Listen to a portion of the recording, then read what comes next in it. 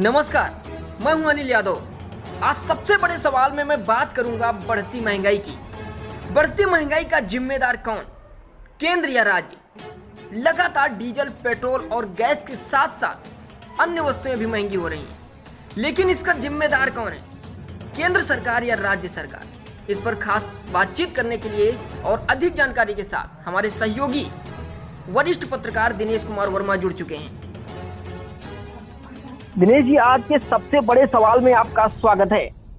दर्शक जानना चाहते हैं कि जो बढ़ती महंगाई है, जो लगातार डीजल पेट्रोल के दाम बढ़ रहे हैं, डीजल पेट्रोल के साथ साथ अन्य वस्तुएं भी महंगी हो रही हैं, इसका जिम्मेदार कौन है, केंद्र सरकार या राज्य सरकार?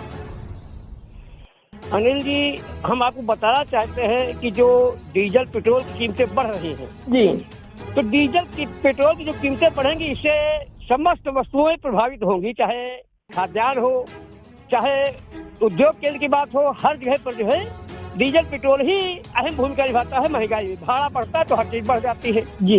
लेकिन आपने एक सवाल किया है कि केंद्र सरकार जिम्मेदार है या राज्य सरकार जी, तो इसके लिए दोनों सरकारें जिम्मेदार हैं जी, क्योंकि जो वैट वसूलती है, जो टैक्स वसूलती है, जी, तो दोनों पर सरकारें वसूलती हैं। यदि वास्तव में सरकार यदि जिम्मेदारी निभाना चाहती है और जनता को राहत देना चाहती है तो दोनों सरकारों को टैक्सों में कमी करनी चाहिए, जिससे कि जनता को राहत मिल जाएगी और जो डीजल, पेट्रोल, गैस सिलेंडर के दाम सस्ते होंगे तो हर वस्तु सस्ती होगी, महंगाई पर कंट्रोल किया जा सकता, काबू किया जा सकता है।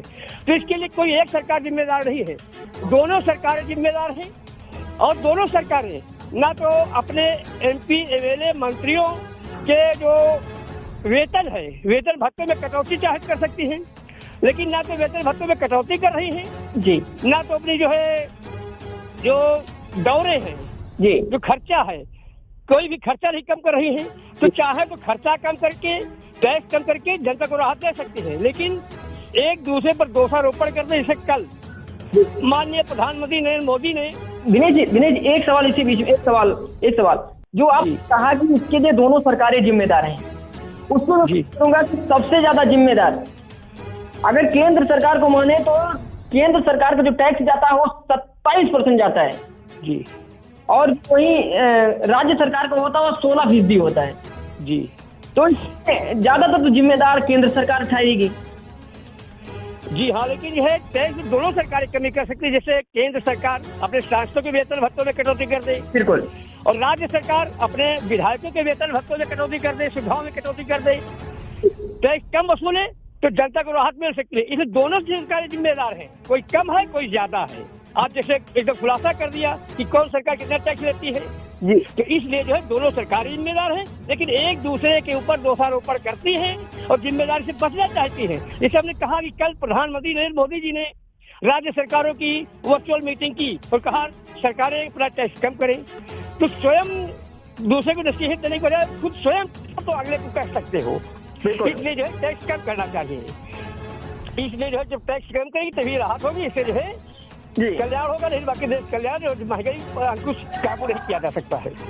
दिनेश जी, जैसा कि एक मामला संज्ञान में आया है कि आप ये जनपद बाराबंकी के हरक ब्लॉक के क्षेत्र के जो एक व्यक्ति थे, उन्होंने डिप्टी सीएम से मुलाकात की, क्या कुछ मामला था उनका? हम आपको बता रहे हैं कल की जो सबसे बड़ा सवाल है, तो हमने बताया कि बाराबंकी जनपद के 2 ऐसे जिला पंचायत सदस्य हैं जी, एक सिरौली गोसपुर का जो सत्यराम चौहान की पत्नी डीडीसी सदस्य हैं।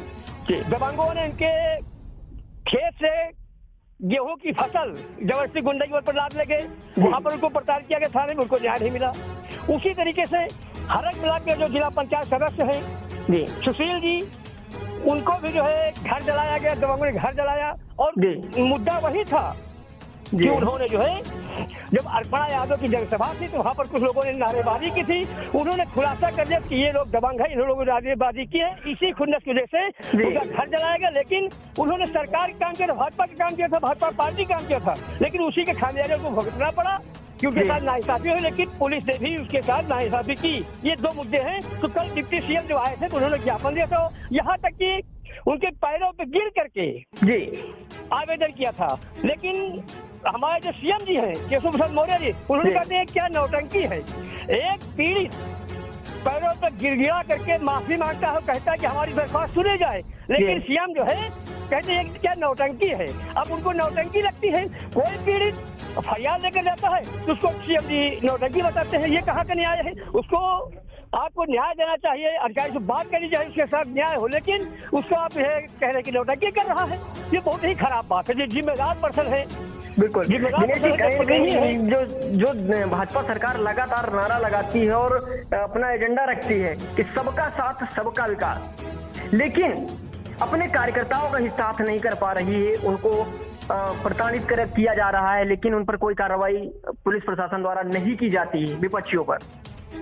तो जो बता तो दिए कि ये सबका साथ सबका विश्वास का नारा देते हैं, लेकिन उससे उनको जो है अपने भाजपा कार्यकर्ताओं को जो है बदल न्याय नहीं दिला पा रहे हैं। तो आने को क्या किया जाए? और मुस्लिम को तो एकदम फूटी आंख नहीं सुहाते हैं। मुस्लिम के ऊपर तो हमेशा देशभक्त कार्रवाई करते ही हैं, इसलिए वो जो है ना अपने के हैं और ना तो दूसरे के हैं। वो किसी के साथ जो है नहीं, सिर्फ आप अपने आप को देखते हैं। बस अपना अपनी पार्टी के भला चाहते, अपना वोट बैंक मजबूत करना चाहते, बाकी ना तो हिंदू ना तो मुस्लिम ना तो कोई सबका साथ। चाहे वो कार्यकर्ता हो, चाहे वो जो है आम वोटर हो, उसका सिर्फ और सिर्फ काम होता है सिर्फ वोट डाल दीजिए, बाकी आपका कोई अधिकार नहीं है।